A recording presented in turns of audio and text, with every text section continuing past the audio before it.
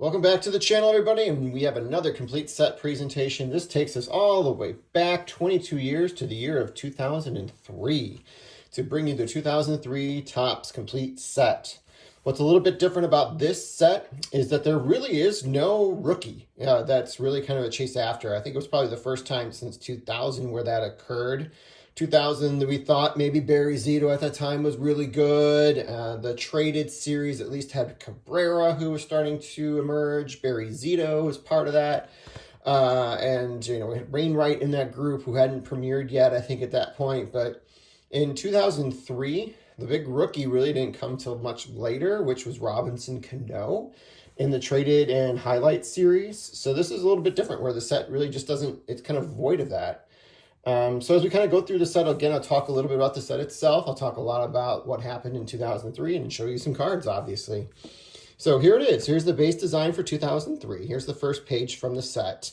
So a couple things about the cards. What I think that kind of stands out to me when I look at 2003, I think this was really like the beginning of like trying to really kind of pay homage to previous sets. They'd introduced Heritage just two years earlier.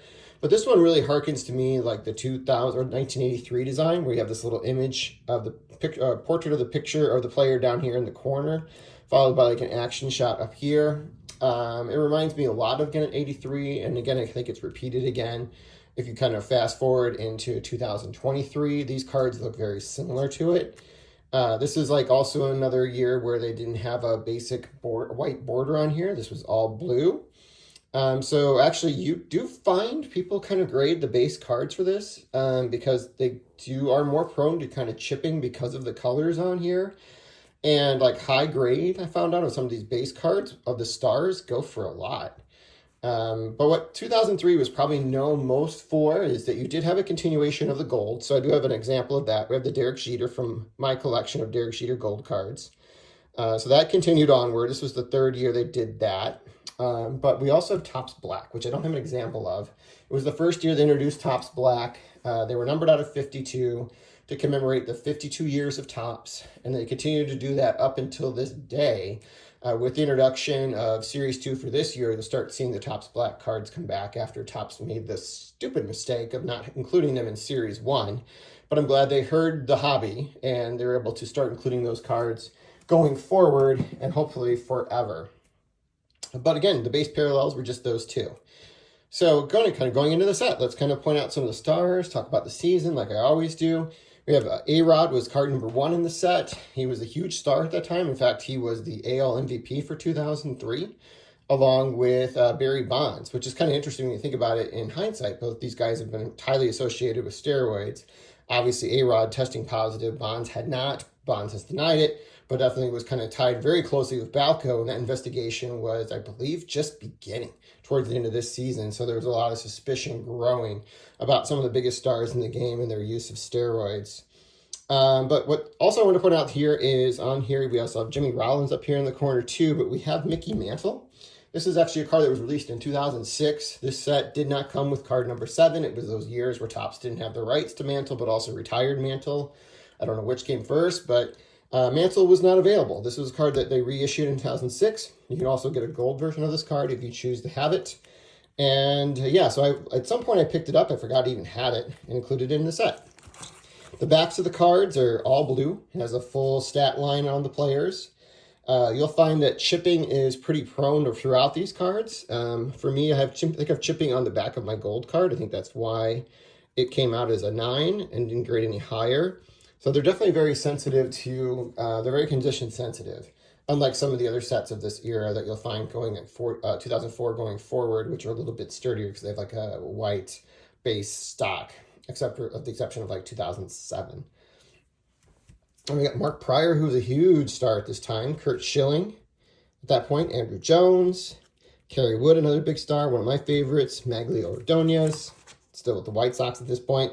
He actually was one of their 2 All-Star representatives that season. This was the 2003 All-Star game, which was actually held at then known as Comiskey Park. I think it's now just Rate Field, if I'm not mistaken. And American League actually won that game. And Garrett Anderson was your All-Star MVP. It was a lot of fun going to all 3 days of that. I have great memories of doing that with my brother-in-law and also my father. And it's something I'll probably never forget doing. We got Todd Helton. Got Galarraga Ortiz. He's still at this card with the Twins. I believe he actually was a Red Sox by at some point during that season. Giambi. It was released over the course of 2 series. We got Juan Gonzalez up here. Javier Lopez, pretty good player at this time. Mark Burley, one of my favorite White Sox. Sammy Sosa. Sammy Sosa was still a pretty big player for the Cubs at this point. It wasn't until the next season when things started going south. Roberto Alomar, Roger Clemens. They are really good-looking cards, I will say that. You can see it alternates throughout the set. You have some that are vertical, while others are horizontal. We have the Jim Thome, which is a horizontal card. Looks really nice. Ricky Henderson looks excellent there. I love this little squat there as he's ready, kind of thinking about what the pitcher's going to throw. He's waiting in the on-deck center circle, waiting to bat. Brett Boone, who was actually a pretty big star at this point. 2003 was, the season itself was probably known for the anticipation which started to grow throughout the season because the Red Sox were having a great year, even though they didn't finish first place. But the Cubs were having an outstanding year that year, and anticipation was growing with the possibility of these two teams progressing in the playoffs who had not won a World Series for many, many, many years, with the Red Sox at that point going back to, I believe, 1918 and the Cubs going back to 1908. There was a huge gap, right? So I think there was a lot of excitement around baseball with the possibility of these two teams facing each other in the World Series. But we'll talk a little bit about what happened in the playoffs. Here we got Ivan Rodriguez, Miguel Tejada, who is a future MVP at this point, when he went over to Baltimore a couple of years later. Ovan, toward the end of his career. Soriano definitely was a big player at this point. Billy Wagner just recently made the Hall of Fame. Vizquel, pretty good player. Got Nomo up in the corner. This lovely Ichiro here, where he's kind of like taking a lead and is about to cut back to first. You can see the pitcher would start to throw back to first. He was already moving back towards there. It's a pretty cool action shot, in my opinion. Greg Maddux. Fred McGriff, Hall of Famer. Frank Thomas, pretty cool looking card there. I will say by looking at this, the centering is actually not all that great on a lot of these cards. Here we got Bernie Williams. Tino Martinez as a Cardinal, which kind of makes me laugh. So I always think of him either Seattle or New York. Gary Sheffield, one of his many teams. At this point, he was with the Atlanta Braves. Larry Walker.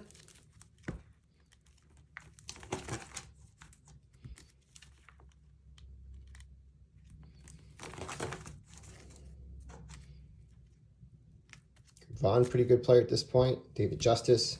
Edgar Martinez, Hall of Famer. Almost missed him. Vladimir Guerrero. Pretty cool image right there. Look at his follow through.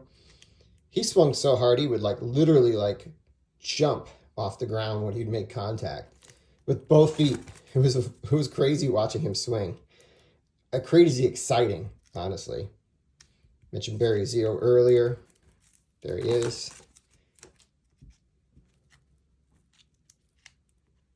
Jeff Kent, maybe a future Hall of Famer at some point. Mike Mussina.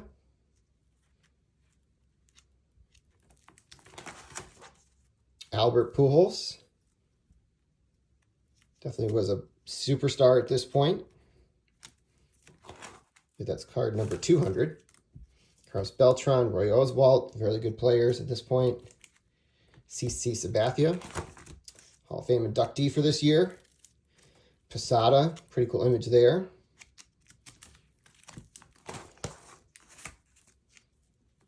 Berkman, pretty good player. Eric Gagne. So we'll stop here. So Eric Gagne actually was your NL MVP or a Cy Young Award winner, and your other Cy Young Award winner that year was Roy Halladay. We haven't reached his card yet, but those were your award winners there. Your rookies of the year were Dontrell Willis for Florida, and also Angel Baroja with Kansas City. Your managers of the year were Jack McKeon, who led Florida to the playoffs, and also Tony Pena, former catcher, who is the Kansas City manager at this point.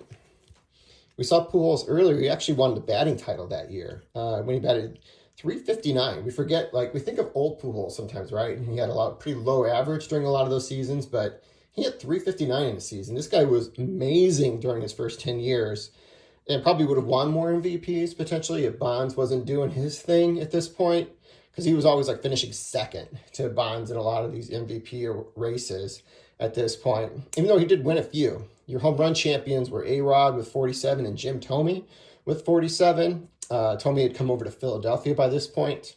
And your RBI champions were Preston Wilson. There's a name from the past with Colorado.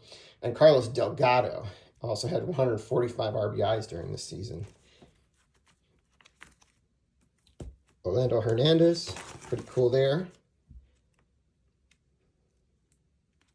Craig Biggio, Nomar Garciaparra, he was fun. Beltre, Hall of Famer. We got a bunch of manager cards, which you don't see anymore in sets. I wish they would kind of bring them back personally. But we have Bobby Cox, Sosha up here, some other ones. We have a random Alex Gonzalez somehow got placed in the printing of this in the middle of the managers for some reason. He was the only player that kind of interrupted it for some reason. Don't know why. Oh, we got a couple here. Miguel Bautista did it again. So maybe it was by design that they did that, which they didn't do in some of the other sets. Jeff Torborg actually passed away not too long ago. Tony Pena, your AL Manager of the Year. Frank Robinson, Hall of Famer. Joe Torre, Hall of Famer. Bruce Bochy, future Hall of Famer. Dusty Baker, future Hall of Famer. Also maybe Lou Piniella. Tony La Russa, Hall of Famer. We had a lot of great managers during this era. And then we transition into our first year cards. So guys that were making their debut during this season. There's going to be some names you recognize, but nobody that became a star. I think the idea was to try and have ones that were a star. Cliff Lee's probably the biggest one I can maybe think of, who was a really good pitcher during that time period. Not a Hall of Famer. He's one that kind of stands out to me when I look over this set years later. It's hey, that was pretty good. Kevin Youkilis was pretty good too. And we have our future star cards. Guys that already had their rookies and Bowman or some other product at this point. So Mark Teixeira already had a rookie card in there previously in previous seasons, so it's not his rookie. Josh Hamilton has a couple different ones before he actually kind of broke through for good. There's Angel Baroja, your Rookie of the Year, as I mentioned earlier. And then we go on to season highlights. Cameron had 4 jacks in one game. That's actually against his former team, the White Sox. This is actually at Comiskey Park. All right, and then you have your league leaders from the previous season. A lot of names on here from the era that are pretty recognizable. You got Ramirez here, Bernie Williams. You have a Derek Jeter here. He's not on too many cards as a league leader, but here he is featured in 2003. A-Rod, Soriano, Palmero, Thome, Rodriguez. Rodriguez again, my guy Maglio, Tejada, an MVP at one point. Pedro, Barry Zito, who was really good at the beginning of his career. Mussina, Clemens, Pedro. Potentially 3 Hall of Famers there if Clemens ever gets in. We have Larry Walker, Guerrero, Helton, 3 Hall of Famers. Sosa, Pujols. Sosa again on there with Sean Green. You can see featured twice. This is his big offensive season. Here we have Pujols again. Lance Berkman and Pat Burrell. I like the ERA leaders. We got Maddux, Glavine, and Johnson, 3 Hall of Famers. Then we have Johnson, Schilling, Wood. I think that's strikeouts. And then it talks about the season highlights from the previous year in which the Angels actually went on to win the World Series. So it kind of goes through a lot of the postseason series here. And then we see our Sporting New All-Stars. The Sporting News All-Stars were ones that they did throughout the early parts of the 2000s. So you see a lot of player images of certain players repeated but on all-star cards. We have A-Rod here, Giambi, Soriano, Bernie Williams, really good player. Garrett Anderson, as I mentioned earlier, the All-Star Game MVP. Got old Posada, Zito again, Manny Ramirez, Mike Scioscia. You got Francisco Rodriguez, really good reliever at this point. Chipper Jones. All right, so let's talk about this postseason. So in the postseason itself, the League Championship Series, once they kind of passed through the wild card rounds, featured the Chicago Cubs versus the Florida Marlins, and the Cubs actually took a 3-2 lead going home to Wrigley Field. And on the other side of things, the Red Sox were able, I believe, to take Game 6 at Yankee Stadium.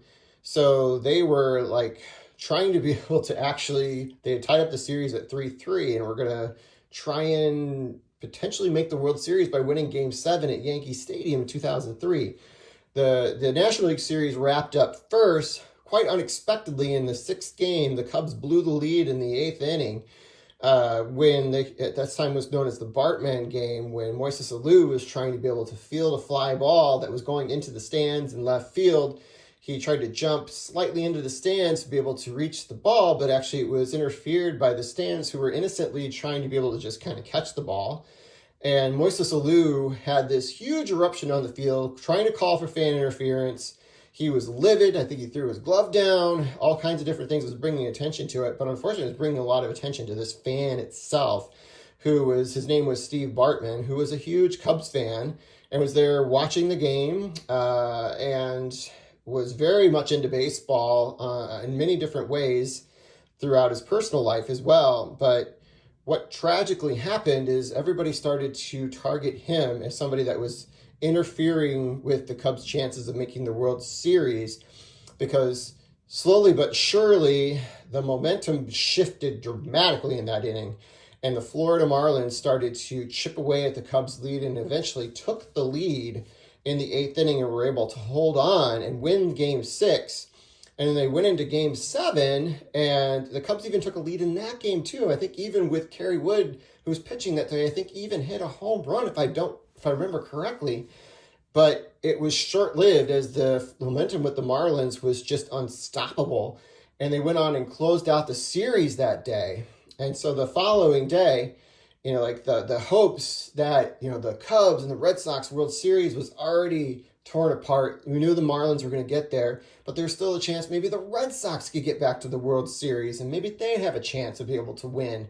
But they went into extra innings because Pedro Martinez was likely left on the mound too long by his manager, and the Yankees slowly came back and tied the game late in the game. I believe this was in the 8th inning, if I remember correctly. And they went into extra innings, and in the bottom of the 10th, Aaron Boone, the manager of the Yankees currently, came to the plate and launched the ball into the left field stands, and it was a walk-off. And that's why he's known as Aaron frickin' Boone in Red Sox Nation, because they walked it off. And the Red Sox hopes of trying to get back to the World Series and win a World Series were dashed for another season. But only for one season. They went on to win it the next year, whereas the Cubs would have to wait a few more years, 13 more years, to be able to get back to win it themselves. So that was a very memorable season as it kind of went into the playoffs and how it wrapped up. And the Florida Marlins went on to win 4-2 in a series where the Yankees just were not their best.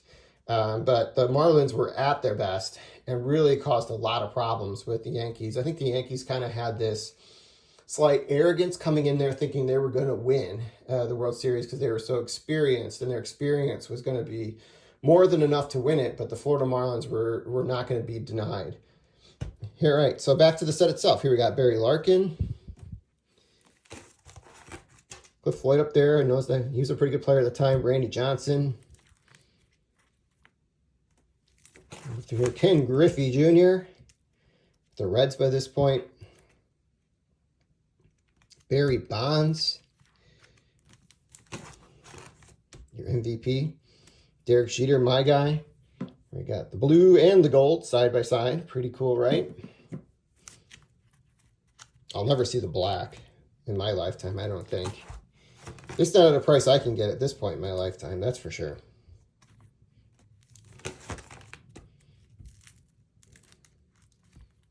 Delgado, your RBI champion that season.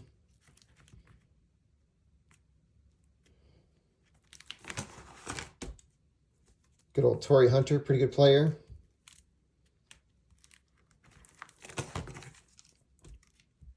Flash Gordon, doesn't say Tom Gordon, it says Flash Gordon on there. Pitched for the White Sox briefly at that point. One of my favorite names to say, Quentin McCracken. Pedro Martinez. It's a beautiful looking card there. My guy Robin Ventura with the Yankees by this point. Jim Edmonds, a great outfielder.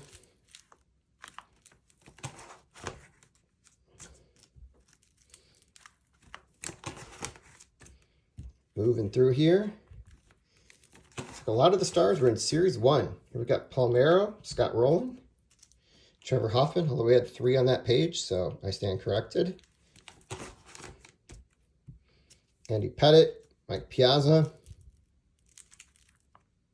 Tavino Dotel, who just passed away recently in that nightclub disaster in the Dominican Republic. Rest in peace. One of my guys, Joe Creedy. A couple years for the White Sox won their World Series. Joe Girardi was still an active player at that point. Canerco.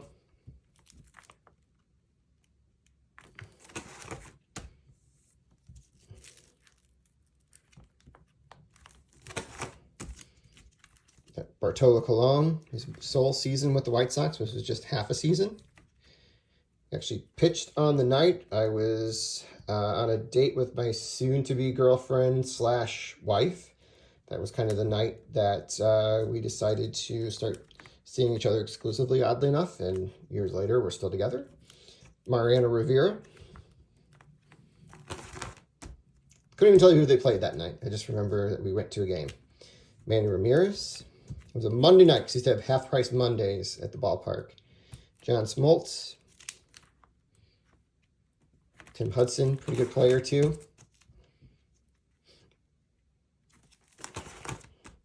Jake Peavy, definitely was a pretty dominant pitcher at this point in his career.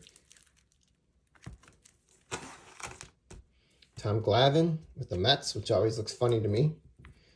Mark Grace, his very last season.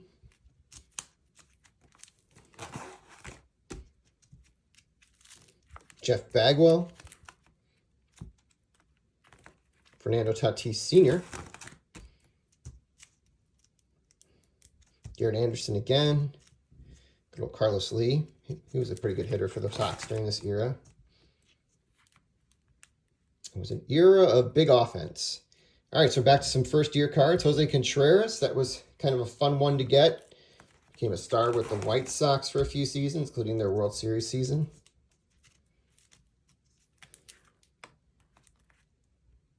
And then we go right back to the regular cards, it looks like. That one first-year card was short-lived. We must have wanted to fit him in. And then we have team cards, which they are what they are. Nothing too exciting there. Oh, we got some first draft picks again. B.J. Upton was a draft pick, pretty good player. Looks like it's not his first-year card, though, because he doesn't have this little emblem. Must have an earlier card. Cole Hamels must also have an earlier card, too. He was a pretty good player. Our prospects. D-Train, Dontrell Willis, Cy Young Award winner. He definitely was an earlier product. I think he might have been in the Bowman release earlier, or maybe the 2002 Bowman set. Joe Mauer definitely was in 2002. Morneau was in 2001. Pretty good players right there. Chase Utley was in 2001 products. Jose Reyes was in 2001 products. Remember Gold Glove Award winners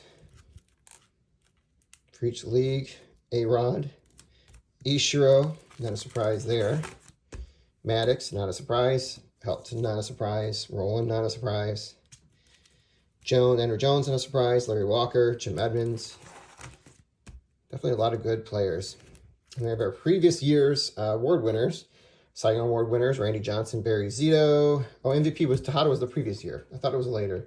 He was with the A's when he did it, not the Orioles. And we have Barry Bonds, as I mentioned earlier. We have Sporting News All-Stars again. Here's your National Leaguers. We got Helton, Roland, Bonds, Sosa, Guerrero, Piazza, Schilling, Johnson, good old Bobby Cox. We have our season highlights where it talks about the Angels advancing to the World Series and beating the Giants. Then we have checklist cards. Good old checklist cards. Well, I hope you guys enjoyed it. That is 2003. It's a fun little set to look through. Again, no big stars. The big takeaways from here are really just the introduction of Topps Black. That's really the big innovation that happened in this set. And obviously the third straight year of Topps Gold, which I truly enjoy. It's a lot of fun kind of trying to collect those. There's a lot of subsets that had autographs and things like that too, as always by this point. But there it is, 2003 Topps. I hope you enjoyed it. I hope you enjoyed some of my ramblings and storytellings, and I'll be back soon with another video.